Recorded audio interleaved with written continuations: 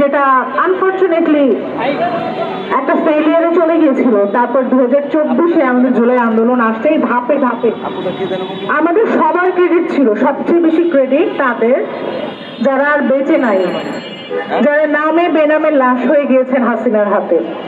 তা আমাদের বিজয় একদিনে আসলে, আমাদের বিজয় গত 16 বছরের ধাপে ধাপে আসছে। আমাদের এই ঐক্য বজায় রাখার জন্য অবশ্যই একটা কাজ করা উচিত। আমি এটা আমার সব বক্তব্যেই বলি।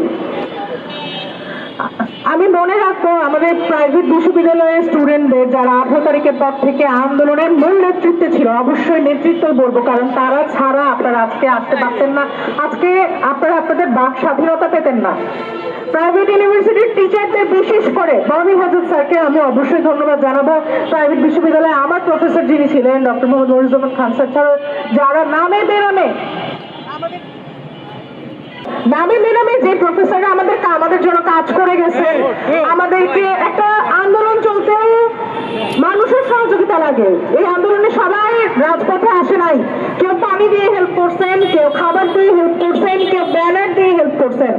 তাদের সবার ক্রেডিট আছে এখানে, আপনি একাই ক্রেডিট নিতে পারেন না। কোনো একক দল এই আন্দোলনের ক্রেডিট নিতে পারে না।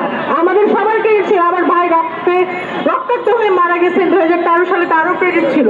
আমি শুধু রেহানের বোন না, আমি ফারিয়া একটা ইঞ্জিনিয়ার হয়ে, আমাদের সবাই ক্রেডিট আছে। আপনি একটা দলের উপর ক্রেডিট চাপাই দিতে পারেন না।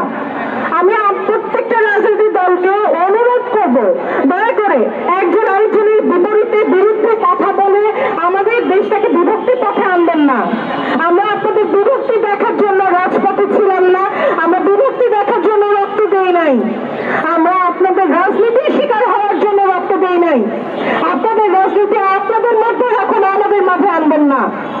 আমাদের ট্যাক্সের টাকায় যে সরকার চলেছে, সরকার আজ পর্যন্ত কোন বিচারের কিছু করতে পারেন নাই। আমার ভাইয়ের বিচার এখনো হয় নাই, কবে হবে আমি জানি না। এটার আপডেট কি। জুলাই শহীদদের বিচার হয় নাই। জুলাই শহীদদের মধ্যে দুজন পরিবারের সাথে আমার পার্সোনালি কানেকশন আছে, যারা সরকার থেকে এখন পর্যন্ত কোনো সহায়তা পায় নাই।